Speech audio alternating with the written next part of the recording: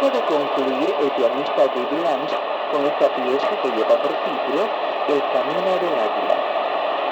La música instrumental ligera, fuente de amistad entre ustedes y Radio Enciclopedia.